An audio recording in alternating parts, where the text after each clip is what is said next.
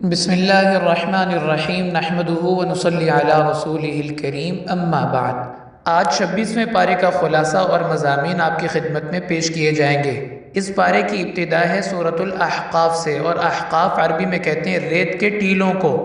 اور قوم عاد جس جگہ آباد تھی اس کے چاروں طرف ریت کے اونچے اونچے ٹیلے اور پہاڑ تھے، جس کو عربی میں احقاف کہا جاتا ہے۔ اصل تو ان کے شہر کا نام تھا ارم، ارم ذات العماد، ارم شہر والے جنہوں نے ستونوں کے اوپر اپنے شہر کی بنیاد رکھی تھی۔ چونکہ ریتلا علاقہ تھا اس لیے عمارت کی بنیاد رکھنے کے لیے مضبوط ستون اور پیلرز ڈالنے پڑتے تھے، تو 1000 کے قریب پیلرز تھے جو انہوں نے اپنے علاقے کی بنیاد میں رکھے تھے، اس لیے اللہ تعالیٰ نے اس کو ذات العماد کہا، ستونوں والا شہر۔ اللہ تعالیٰ کا ارشاد ہے، بسم اللہ الرحمن الرحیم،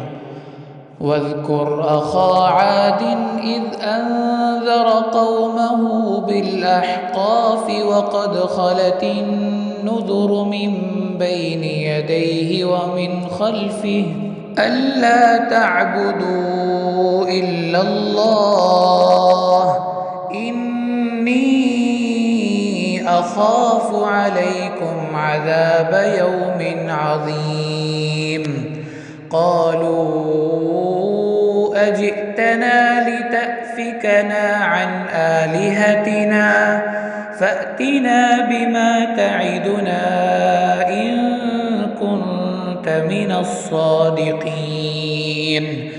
قال إنما العلم عند الله وأبلغكم ما أرسلت به ولكني أراكم قوما تجهلون فلما رأوه عارضا مستقبل أوديتهم قالوا هذا عارض ممطرنا بل هو ما استعجلتم به ريح فيها عذاب أليم تدمر كل شيء بأمر ربها فأصبحوا لا يرى إلا مساكنهم كذلك نجزي القوم المجرمين۔ آپ مکہ والوں کو قوم عاد کا واقعہ بیان کیجئے جب ان کے نبی حضرت ہود علیہ السلام نے ٹیلوں کے درمیان اپنی قوم کو دعوت دی اور ان کو پہلے انبیاء اور ان کی اقوام کے احوال سنا کر اللہ تعالیٰ سے ڈرایا اور تنبیہ کی، لیکن ان کے اوپر تو اپنی جسمانی طاقت کا ایسا غرور اور نشہ سوار تھا، وہ کہنے لگے کہ آپ کس چیز سے ہمیں ڈراتے ہیں؟ من اشد منا قوہ، ہم سے طاقتور کون ہے؟ لے آئیں آپ وہ عذاب جس کا آپ ہمیں ڈراوا دیتے ہیں۔ جب اللہ تعالیٰ نے اس قوم پر عذاب مسلط کرنے کا ارادہ فرمایا تو کچھ دنوں کے لیے بارشیں رک گئیں اور سخت گرمی کا موسم ہو گیا اور شدت کی گرمی پڑنے لگی۔ اچانک ایک دن انہوں نے دیکھا کہ کالے بادل آگے ہیں اور ٹھنڈی ہوائیں چل رہی ہیں۔ جب بادلوں کو اپنے علاقے کی طرف آتے ہوئے دیکھا تو بہت خوش ہوئے کہ آج تو موسلادھار بارش برسے گی اور گرمی کی شدت کم ہو جائے گی۔ اللہ تعالیٰ ارشاد فرماتے ہیں کہ وہ اپنے کفر کی وجہ سے اتنے اندھے ہو چکے تھے کہ انہیں اس بات کا اندازہ ہی نہیں تھا کہ یہ تو بادل ان کے لیے رحمت بن کر نہیں، ان کے لیے عذاب بن کے آ رہے ہیں۔ بادلوں کو دیکھ کے مرد عورت چھوٹے بڑے سب باہر آ گئے اور کھلے میدان کے اندر بارش برسنے کا انتظار کرنے لگے، لیکن وہ بادل بارش تو لے کر نہیں آئے تھے، اللہ کا عذاب لے کر آئے تھے۔ تو اچانک ایسا خوفناک ہوا کا طوفان ان کے اوپر چلایا اللہ تعالیٰ نے، سخرها علیہم 7 لیال و 8 ایام، 7 راتیں اور 8 دن مسلسل یہ طوفان ان کے اوپر چلتا رہا، اور اتنے بڑے جسم اور قد کاٹ والے طاقتور لوگ ہوا میں پتنگوں کی طرح اڑ رہے تھے۔ اور ایک ہفتے کے بعد جب ہوا کا عذاب اور طوفان تھما تو اس وقت اللہ تعالیٰ نے اس علاقے کا منظر پیش کیا، کأنہم اعجاز نخل خاویہ۔ اللہ فرماتے ہیں جب ہوا کا عذاب اور طوفان تھما تو یوں محسوس ہو رہا تھا جیسے ہر طرف کھجور کے تنے پڑے ہوئے ہوں۔ تو اس واقعے سے اہل مکہ کو تنبیہ کرنا مقصد ہے کہ اگر وہ اتنی طاقتور قوم اللہ کے عذاب سے نہیں بچ سکی تو تم تو ان کے سامنے کچھ بھی نہیں ہو، تمہیں بھی اللہ کے عذاب سے کوئی نہیں بچا سکے گا۔ اس کے علاوہ سورت کے شروع میں اللہ تعالیٰ ارشاد فرماتے ہیں قُلْ مَا كُنْتُ بِدْعًا مِّنَ الرُّسُلِ، آپ ان سے کہیے کہ میں کوئی پہلا نبی تو نہیں ہوں، پہلا رسول تو نہیں ہوں روئے زمین پر جو اللہ تعالیٰ نے مبعوث کیا، کہ تمہیں میری نبوت کا یقین ہی نہیں آ رہا۔ کبھی کہتے ہیں کہ نبی تو فرشتہ ہونا چاہیے، کبھی کہتے ہیں یہ کیسے نبی ہیں جو کھانا بھی کھاتے ہیں اور بازاروں میں آنا جانا بھی کرتے ہیں، کبھی کہتے ہیں کہ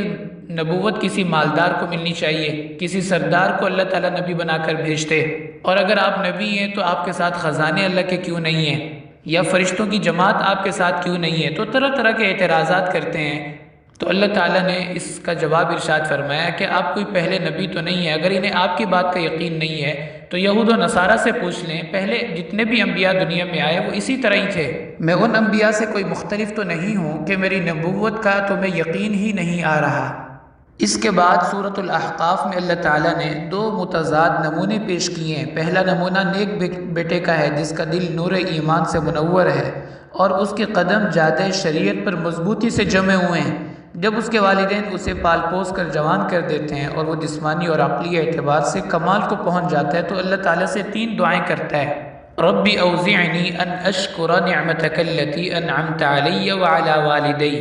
کہ یا اللہ مجھے اپنی نعمتوں کا شکر ادا کرنے کی توفیق عطا فرما، اور دوسری دعا کہ یا اللہ مجھے ان نیک اعمال کی توفیق عطا فرما جن سے آپ راضی ہوتے ہیں، اور تیسری دعا کہ یا اللہ میری آنے والی اولاد کو بھی نیک بنا۔ اور دوسرا نمونہ اللہ تعالیٰ نے پیش فرمایا شقی اور بدبخت نافرمان بیٹے کا جس کے والدین اسے ایمان قبول کرنے کی دعوت دیتے ہیں، نیکی اور تقوی کی تلقین کرتے ہیں۔ وہ جواب میں بڑے تکبر سے کہتا ہے کہ تم مجھے یہ بتاتے ہو کہ مجھے زمین سے زندہ کر کے نکالا جائے گا، حالانکہ بہت سے لوگ مجھ سے پہلے گزر چکے ہیں اور ہزاروں سال ہو گئے انہیں قبروں میں، آج تک تو کوئی اٹھ کے نہیں آیا۔ تو پہلا نمونہ ہدایت اور ایمان والوں کا ہے اور دوسرا نمونہ اہل کفر اور طغیان کا ہے، دونوں کو اپنے اعمال کا بدلہ مل کر رہے گا۔ اس کے بعد قوم عاد کا اللہ تعالیٰ نے تذکرہ فرمایا اور ان کے نبی حضرت ہود علیہ السلام نے کس طرح ان کو دعوت دی اور احقاف یعنی ٹیلوں کے درمیان اپنی قوم کو سمجھایا کرتے تھے، وہ منظر اللہ تعالیٰ نے بیان فرمایا۔ اور سورت کے آخر میں فرمایا فاصبر کما صبر اولو العزم من الرسل ولا تستعجل لهم، کہ جس طرح پہلے انبیاء نے اپنی قوم کی اذیت اور مخالفت کو برداشت کیا اور اللہ کی رضا کے لیے صبر کیا، آپ بھی صبر فرمائیے۔ اللہ تعالیٰ کے ہاں عذاب کا ایک وقت مقرر ہے اور اس وقت مقرر پر پھر کسی کی کوئی تدبیر، کسی کی کوئی طاقت اللہ کے عذاب سے ان کو نہیں بچا پاتی۔ اس کے علاوہ اللہ تعالیٰ نے اس صورت میں جنات کے ایمان قبول کرنے کا تذکرہ فرمایا، جس سے مشرکین اور اہل مکہ کو یہ پیغام دینا مقصد ہے کہ اگر تم ان پر ایمان نہیں لاؤ گے، ان کا ساتھ نہیں دو گے تو اللہ تعالیٰ جنات کے ذریعے ان کی مدد فرمائیں گے۔ وَإِذْ صَرَفْنَا إِلَيْكَ نَفَرًا مِّنَ الْجِنِّ يَسْتَمِعُونَ الْقُرْآنَ، نبی اکرم صلی اللہ علیہ وسلم اہل طائف کو تبلیغ کر کے واپس مکہ تشریف لاتے ہوئے مقام نخلہ پر فجر کی نماز کی ادائیگی میں تلاوت فرما رہے تھے تو جنات کی ایک جماعت وہاں سے گزر رہی تھی۔ یہ جنات عراق کے علاقے نصیبین سے آئے تھے اور ان جنات کے یہاں سے گزرنے کا مقصد یہ تھا کہ جنات پہلے آسمان پہ جاتے تھے اور ملأ اعلیٰ پہلے آسمان پہ جہاں فرشتے بیٹھ کے باتیں کرتے ہیں اور مختلف انتظامی امور پر مشورہ ہوتا ہے، تو یہ جنات جا کے چوری چھپے باتیں سن لیتے تھے۔ آپ صلی اللہ علیہ وسلم کو جب نبوت عطا کی گئی تو اب ان کا اوپر جانا بند ہو گیا۔ اب جنات اس بارے میں فکر مند اور پریشان تھے کہ ہمارا اوپر جانا کیوں بند ہو گیا، اس کی وجہ تلاش کی جائے، ضرور دنیا میں کوئی نہ کوئی اہم کام رونما ہوا ہے۔ تو جنات کی مختلف جماعتیں دنیا کے مختلف علاقوں کی طرف روانہ کی گئی، تو یہ جماعت مکہ سے گزر رہی تھی تو اس نے ایک جگہ آپ صلی اللہ علیہ وسلم کو تلاوت کرتے ہوئے سنا تو فوراً وہاں پہ رک گئے اور غور سے تلاوت اور الفاظ سننے لگے، اور قرآن پاک کی آیات الفاظ سن کر انہیں اس بات کا یقین ہو گیا کہ یہ تو اللہ کے نبی ہیں جو اللہ کی کتاب تلاوت فرما رہے ہیں، اور اس کے مضامین اور احکام تو اسی طرح ہی جس طرح تورات کے اندر ہیں۔ تو نماز مکمل ہونے کے بعد یہ جنات آپ کی خدمت میں حاضر ہوئے اور اسلام قبول کر لیے اور اپنی قوم کو بھی دعوت دی اور ان کو بھی اسلام کی طرف راغب کیا۔ اسی طرح اللہ تعالیٰ نے اہل کتاب میں سے بھی بعض کے ایمان لانے کا تذکرہ کیا ہے۔ قُلْ أَرَأَيْتُمْ إِنْ كَانَ مِنْ عِنْدِ اللَّهِ وَكَفَرْتُمْ بِهِ وَشَهِدَ شَاهِدٌ مِّن بَنِي إِسْرَائِيلَ، کہ اگر تم ایمان نہیں لاؤ گے تو پہلی امتوں کے ماننے والے یہود و نصارہ ان میں سے بہت ساروں کو ہم ہدایت دے دیں گے اور جنات بھی ان پر ایمان لے آئیں گے، تمہاری ضرورت نہیں ہے کیونکہ اللہ تعالیٰ کا دین کسی کا محتاج نہیں ہے۔ علاوہ اللہ تعالیٰ نے اس صورت میں والدین کے کچھ حقوق کا بھی تذکرہ فرمایا۔ وَوَصَّيْنَا الْإِنسَانَ بِوَالِدَيْهِ إِحْسَانًا، خاص طور پر والدہ کے حقوق اللہ نے بیان فرمائے ہیں۔ حملتہ امہ کرہا ووضعتہ کرہا، ماں کا رتبہ باپ سے بھی 3 گنا زیادہ ہوتا ہے، کیونکہ اس نے 3 تکلیفیں ایسی اٹھائی ہوتی ہیں جو باپ نے بھی نہیں اٹھائی ہوتی، ان تکلیفوں سے باپ بھی نہیں گزرا ہوتا۔ پہلی تکلیف حمل کی کہ 9 ماہ بچے کو پیٹ میں رکھا، پھر وضع حمل کی تکلیف کہ اپنی جان کو خطرے میں ڈال کے بچے کو جنم دیا، اور تیسری تکلیف کہ 2 سال تک بچے کو دودھ پلایا، تو اس لیے ماں کا رتبہ باپ سے بھی زیادہ ہے۔ تو یہ چند اہم مضامین تھے اس صورت میں جو اللہ تعالیٰ نے بیان فرمایا۔ اس کے بعد ہے سورۃ محمد۔ اس صورت میں چونکہ آپ صلی اللہ علیہ وسلم کا اس میں گرامی ذکر کیا گیا ہے محمد، اس لیے اس صورت کو سورہ محمد کہا جاتا ہے، اور قرآن پاک میں 4 جگہ اللہ تعالیٰ نے آپ کے اسم گرامی کو صراحتاً ذکر فرمایا، اور ایک جگہ احمد آپ کے اسم گرامی اس کو ذکر کیا گیا ہے۔ سورت کی ابتدا میں اللہ تعالیٰ ارشاد فرماتے ہیں الذین کفروا وصدوا عن سبیل اللہ اضل اعمالهم، کہ کافروں نے 2 کام کیے ہیں۔ پہلا کام خود بھی کفر اختیار کیا، اور دوسرا کام یہ کہ دیگر لوگوں کو بھی اللہ تعالیٰ کے راستے سے روکا، نتیجتاً اللہ تعالیٰ نے ان کے اعمال ضائع فرما دیے، جبکہ ان کے مقابلے میں اہل ایمان بھی لائے، نیک اعمال بھی کیے، اور آپ صلی اللہ علیہ وسلم پر جو کچھ نازل ہوا اس کو دل و جان سے قبول کیا۔ اللہ تعالیٰ نے ان کے گناہوں کو بھی معاف فرما دیا، اور ان کے احوال اور دلوں کی بھی اصلاح فرما دی۔ پھر اس کے بعد جنگی قیدیوں کے احکام ہیں۔ فَإِذَا لَقِيتُمُ الَّذِينَ كَفَرُوا فَضَرْبَ الرِّقَابِ حَتَّى إِذَا أَثْخَنْتُمُوهُمْ فَشُدُّوا الْوَثَاقَ۔ بدر کے قیدیوں کے بارے میں آپ صلی اللہ علیہ وسلم کو اختیار دیا گیا کہ یا تو آپ ان کو قتل کر دیں یا فدیہ لے کے ان کو چھوڑ دیں، اور اگر آپ کسی کو بغیر فدیے کے آزاد کرنا چاہیں تب بھی آپ کو اختیار ہے۔ تو آپ صلی اللہ علیہ وسلم نے اپنے داماد حضرت ابو العاص رضی اللہ تعالیٰ عنہ ان کو بغیر فدیے کے آزاد فرما دیا۔ وہ اس وقت مسلمان نہیں ہوئے تھے اور کفار کی طرف سے جنگ میں شریک تھے، قید ہو گئے، گرفتار ہو گئے، تو آپ صلی اللہ علیہ وسلم نے صحابہ کے مشورے سے ان کو بغیر فدیے کے آزاد کر دیا۔ آگے اللہ تعالیٰ نے جنت کی نعمتوں کا اور خاص طور پر جنت کی 4 نہروں کا تذکرہ فرمایا۔ مثل الجنت التي وعد المتقون فيها انہار من ماء غیر آسن، پانی کی نہر جو بالکل صاف ہوگی، دودھ کی نہر جس کا ذائقہ کبھی تبدیل نہیں ہوگا،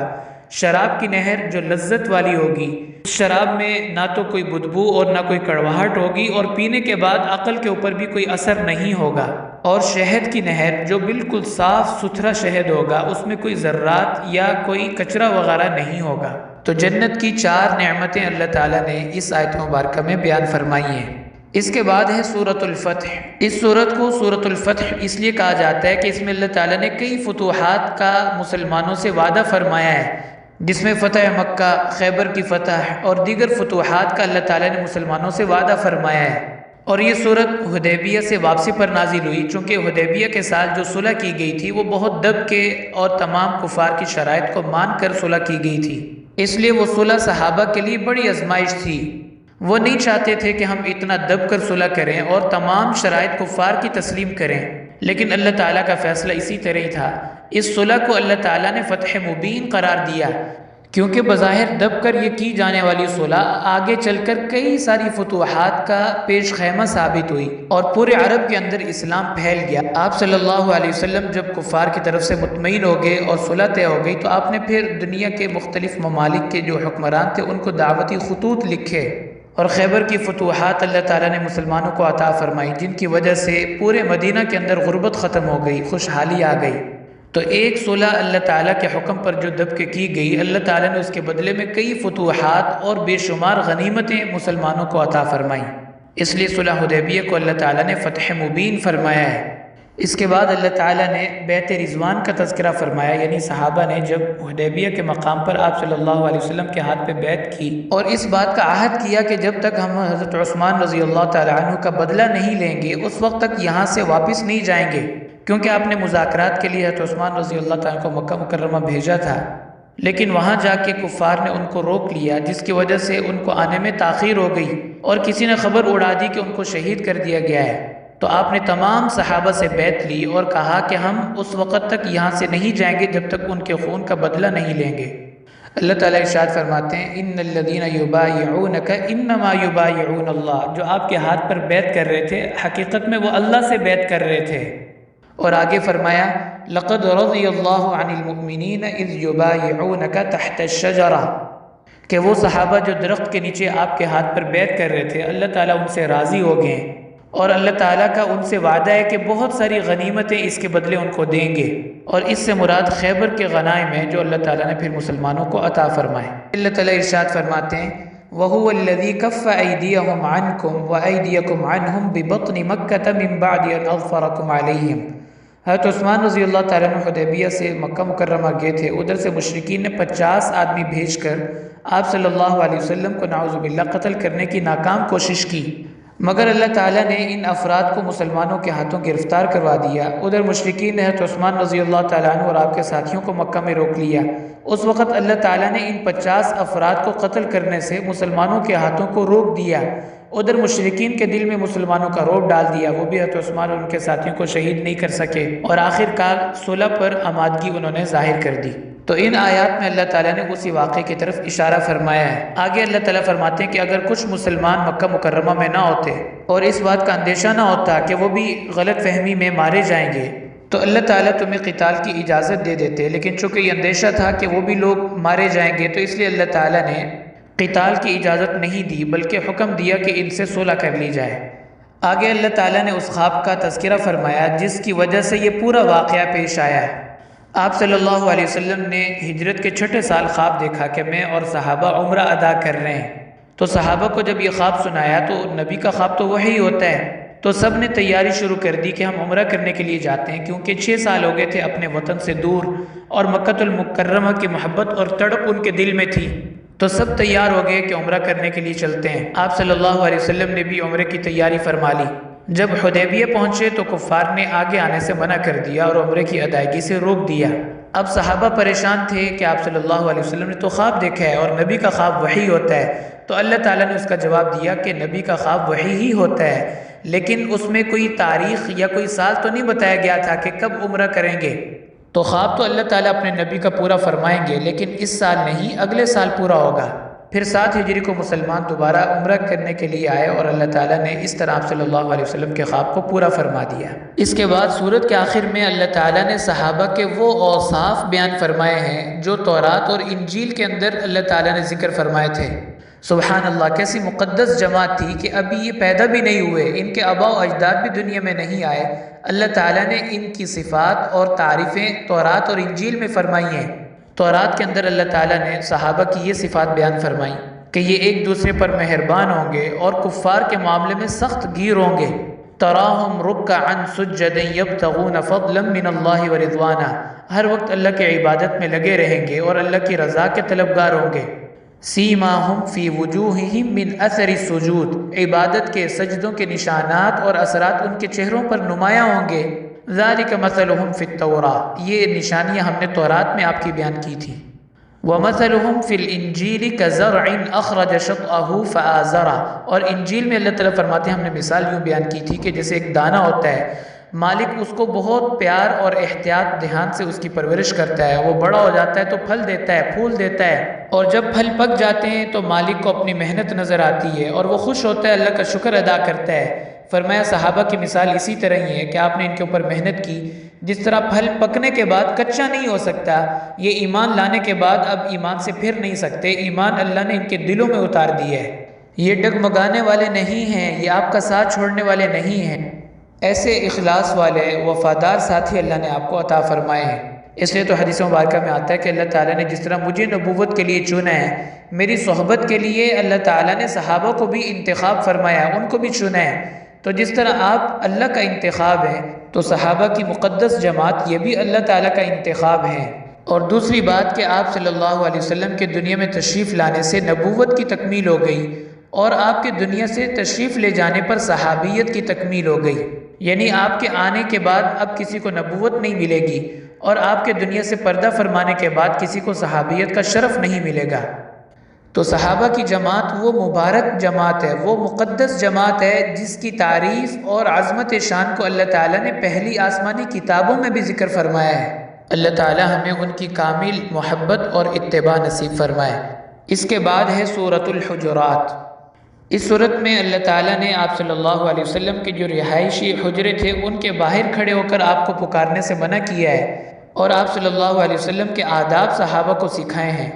اس میں چونکہ حجرات کا لفظ استعمال ہوا، اسی نسبت سے پوری صورت کو سورۃ الحجرات کہا جاتا ہے۔ اس صورت میں سب سے پہلے تو اللہ تعالیٰ نے دربار نبوت کے آداب بیان فرمائے ہیں، آپ صلی اللہ علیہ وسلم کی مجلس کے آداب صحابہ کو سکھائے ہیں۔ یا ایھا الذین آمنوا لا تقدموا بین یدی اللہ ورسولہ واتقوا اللہ، اللہ سے ڈرو اور آپ صلی اللہ علیہ وسلم کو کسی فیصلے پہ مجبور نہ کرو، اور جب تک آپ کسی بات پر خود فیصلہ نہ فرما لیں اس سے پہلے کوئی فیصلہ نہ کیا جائے۔ ان آیات کا شان نزول یہ ہے کہ بنو تمیم کا وفد آپ کی خدمت میں حاضر ہوا، ان کے لیے امیر منتخب کرنا تھا، تو ابھی آپ صلی اللہ علیہ وسلم نے کوئی فیصلہ نہیں فرمایا تھا، تو حضرت عمر رضی اللہ تعالیٰ عنہ نے ان میں سے ایک امیر کا انتخاب کر لیا، اور دوسرے کا انتخاب حضرت ابوبکر رضی اللہ تعالیٰ نے فرمایا کہ اس کو امیر بنا دیا جائے۔ حضرت عمر رضی اللہ تعالیٰ کی رائے تھی کہ نہیں، دوسرے کو امیر بنایا جائے۔ آپ صلی اللہ علیہ وسلم نے ابھی کوئی فیصلہ نہیں فرمایا تھا، تو اس بات پر اللہ تعالیٰ نے تنبیہ فرمائی کہ امیر کا انتخاب اللہ کے نبی کی ثوابدید ہے، وہ جس کو چاہیں گے امیر مقرر فرما دیں گے، تمہیں اس بات میں اپنی رائے کو پیش کرنا یا اس پر اصرار کرنا اس کا اختیار نہیں ہے۔ اس بات سے بھی منع کر دیا کہ آئندہ آپ صلی اللہ علیہ وسلم کی آواز سے کسی کی آواز اگر اونچی ہوئی تو اس کی زندگی کے سارے نیک اعمال برباد ہو جائیں گے اور اس کو خبر بھی نہیں ہوگی۔ اس کے بعد اللہ تعالیٰ نے اسلامی معاشرت کے آداب بیان فرمائے ہیں۔ یا ایھا الذین آمنوا لا یسخر قوم من قوم عسى ان یکونوا خیرا منہم، فرمایا کوئی کسی کا مذاق نہ اڑائے، ہو سکتا ہے کہ جس کا تم استہزاء کر رہے ہو وہ اللہ کی نظر میں تم سے بہتر ہو۔ تو ہر وہ بات جس سے معاشرے کے اندر لڑائی یا فتنہ پیدا ہو سکتا تھا یا اس سے کسی مسلمان کو اذیت اور تکلیف کا سامنا ہو سکتا تھا، سب چیزیں اللہ نے منع فرما دی۔ یعنی کوئی کسی کا مذاق نہ اڑائے، ایک دوسرے کو طعنہ نہ دیں، برے القابات سے نہ پکاریں، بدگمانی نہ کریں، اور کسی کے عیب تلاش نہ کریں، اور کسی کی غیبت نہ کریں، تو ان چیزوں کو اللہ تعالیٰ نے منع فرما دیا۔ آگے اللہ تعالیٰ ارشاد فرماتے ہیں یا ایھا الناس انا خلقناکم من ذکر و انثی، ہم نے تمہیں ایک مرد اور ایک عورت سے پیدا کیا۔ پھر اس کے بعد اللہ تعالیٰ نے تمہیں مختلف قبائل میں، مختلف رنگوں میں، مختلف زبانوں میں تقسیم کر دیا۔ یہ سب چیزیں تعارف کے لیے ہیں، تعریف کے لیے نہیں ہیں۔ قابل تعریف بات تو یہ ہے ان اکرمکم عند اللہ اتقاکم، تقوی جس کے اندر جتنا زیادہ ہوگا وہ اتنا ہی قابل تعریف ہوگا۔ باقی چیزیں صرف تعارف کی ہیں اور تقوی یہ تعریف کے قابل ہے۔ تو کسی کا رنگ یا نسل اس کی عظمت کی دلیل یا معیار نہیں ہے، بلکہ عظمت کی دلیل اور بنیاد تو دین اسلام اور اللہ تعالیٰ کا تقوی ہے۔ سورت کے آخر میں فرمایا کہ کچھ لوگ آ کے آپ پہ احسان چڑھاتے ہیں کہ ہم ایمان لے آئے اس لیے آپ ہمارا مالی تعاون کریں، تو آپ ان سے فرما دیجئے کہ اگر تم نے ایمان قبول کیا ہے تو اس میں میرے پہ کیا احسان کیا ہے، بلکہ یہ تو اللہ کا احسان ہے تم پر کہ اللہ نے تمہیں دین اسلام کو قبول کرنے کی توفیق عطا فرمائی۔ تو معلوم ہوا کہ اگر نیکی ہو جائے تو ہمارا اللہ پر احسان نہیں ہے، اللہ تعالیٰ کا احسان ہے کہ اس نے ہمیں نیک اعمال کی توفیق بخشی ہے۔ اس کے بعد ہے سورہ قاف۔ سورہ قاف کے اندر اللہ تعالیٰ نے اپنی قدرت کے کچھ دلائل اور قیامت کے احوال بیان فرمائے۔ قد علمنا ما تنقص الارض منہم وعندنا کتاب حفیظ، کہ کفار کا اعتراض یہ تھا کہ جب ہم مر کر مٹی ہو جائیں گے اور ہمارے جسموں کے تمام حصے مٹی ہو جائیں گے ان کو دوبارہ اللہ کیسے جمع کریں گے؟ تو انہیں جواب دیا گیا کہ زمین جن حصوں کو گھٹا دے گی ان کا ہمارے پاس پورا علم ہے اور ہمارے پاس کتاب میں سب کچھ محفوظ ہے۔ اس کے بعد اللہ تعالیٰ نے انتہائی اختصار کے ساتھ قوم نوح، عاد و ثمود اور فرعون کے احوال بیان کیے، اور آگے فرمایا اذ یتلقی المتلقیان عن الیمین وعن الشمال قعید، قیامت کے دن ہر انسان کا اعمال نامہ بطور حجت کے اس کے سامنے پیش کیا جائے گا تاکہ وہ خود دیکھ لے کہ دنیا میں کیا کر کے آیا ہے۔ اس کے لیے اللہ تعالیٰ نے 2 فرشتے مقرر فرمائے ہیں، ایک انسان کے دائیں کندھے پر اور ایک انسان کے بائیں کندھے پر۔ انسان جو لفظ اپنی زبان سے نکالتا ہے یا کوئی بھی حرکت اس کے اعضاء سے سرزد ہوتی ہے فوراً فرشتے اس کو لکھ لیتے ہیں۔ اس کے بعد اللہ تعالیٰ ارشاد فرماتے ہیں ان فی ذلک لذکری لمن کان لہ قلب او القی السمع وہو شہید، کہ قرآن اس بندے کو فائدہ دے گا جو آپ کی مجلس میں خوشی سے آئے اور متوجہ ہو کر بیٹھے، یعنی جسم بھی مجلس میں ہو اور دل دماغ بھی مجلس میں ہو، اس کو قرآن سے فائدہ ہوگا۔ آگے آپ کو تسلی دی ہے نحن اعلم بما یقولون، کہ جو آپ کو باتیں کرتے ہیں ہم سب جانتے ہیں، وما انت علیہم بجبار، آپ کے ذمے ان کو منوانا نہیں ہے، فذکر بالقرآن من یخاف وعید، آپ ان لوگوں کی طرف متوجہ رہیے جو اللہ تعالیٰ کے عذاب سے ڈرتے ہیں، اور ان کی فکر چھوڑ دیجئے جو اللہ تعالیٰ کے عذاب سے بے خوف ہیں۔ اس کے بعد ہے سورۃ الذاریات۔ اس سورت کی ابتدا میں اللہ تعالیٰ نے 4 مخلوقات کی قسم کھائی ہے۔ والذاریات ذروا، قسم ہے ان ہواؤں کی جو گرد و غبار کو اڑاتی ہیں۔ فالحاملات وقرا، ان بادلوں کی جو پانی کا بوجھ اٹھاتے ہیں۔ فالجاریات یسرا، ان کشتیوں کی جو بہت آسانی سے سمندروں پہ سفر کرتی ہیں۔ فالمقسمات امرا، ان فرشتوں کی جو اللہ تعالیٰ کے احکامات کو نافذ کرتے ہیں۔ اس کے بعد متقین کی کچھ صفات اللہ تعالیٰ نے بیان فرمائی۔ وفی اموالہم حق للسائل والمحروم، کہ ان کے پاس جو مال ہوتا ہے وہ صرف اس کو اپنا ہی نہیں سمجھتے بلکہ اللہ تعالیٰ کی مخلوقات کو بھی لوٹاتے ہیں۔ للسائل والمحروم، مانگنے والوں کو بھی دیتے ہیں، اور جو ضرورت مند ہوتے ہیں لیکن مانگتے نہیں ہیں ان پر بھی مال لوٹاتے ہیں۔ اس کے بعد اللہ تعالیٰ نے حضرت ابراہیم علیہ السلام کے پاس فرشتوں کے آنے کا تذکرہ کیا۔ ان کے پاس انسانی شکل میں فرشتے آئے۔ حضرت ان سے سلام دعا کرنے کے بعد فوراً ان کے کھانے میں اہتمام فرمانے لگے، تو فرشتوں نے کہا ہم تو اللہ کے بھیجے ہوئے فرشتے ہیں، ہم تو کھانا نہیں کھائیں گے۔ تو پوچھا کہ پھر تمہارے آنے کا مقصد کیا ہے، کیونکہ فرشتے تو کسی بڑے مقصد کو لے کر آتے ہیں۔ تو انہوں نے بتایا کہ ہم 2 کام کرنے کے لیے آئے ہیں۔ ایک تو ہم آپ کو اولاد کی خوشخبری دینے کے لیے آئے ہیں کہ اللہ تعالیٰ آپ کو حضرت سارہ سے بیٹا دیں گے اور ان کا نام اسحاق ہوگا اور وہ بھی اللہ کے نبی ہوں گے۔ اور دوسری بات کہ اللہ تعالیٰ نے قوم لوط پر عذاب بھیجنے کا ارادہ فرمایا ہے، ہم اس عذاب کو نافذ کرنے کے لیے آئے ہیں۔ تو فوراً حضرت ابراہیم علیہ السلام کہنے لگے کہ حضرت لوط علیہ السلام کا خیال رکھنا کہ انہیں کوئی تکلیف نہ پہنچے۔ تو فرشتوں نے جواب دیا کہ آپ بالکل بے فکر رہیے، ان کو کوئی تکلیف کوئی نقصان نہیں پہنچے گا، ہم ان کو بحفاظت اس علاقے سے نکال لیں گے۔ اور آخر میں اللہ تعالیٰ نے اپنی قدرت کے نمونے کے طور پر آسمان اور زمین کی تخلیق کا تذکرہ فرمایا کہ اللہ تعالیٰ نے اپنی قدرت سے زمین کو بچھایا، آسمان کو اٹھایا اور اس کی چھت کو بغیر ستون کے اللہ نے کھڑا کیا، اور اس میں طرح طرح کی نعمتیں اور مخلوقات کو پیدا کیا۔ یہ سب اللہ تعالیٰ کی قدرت کی نشانیاں ہیں، اور ان نشانیوں سے انسان کو یقین آ جانا چاہیے کہ جو پروردگار اتنی کامل قدرت رکھتا ہو، اس کے لیے انسان کو دوبارہ اٹھانا قبر سے کیا مشکل ہے۔ تو اس مضمون پر اللہ تعالیٰ نے اس صورت کو مکمل فرما دیا، اور یہ اس پارے کی آخری صورت ہے۔ وآخر دعوانا ان الحمد للہ رب العالمین۔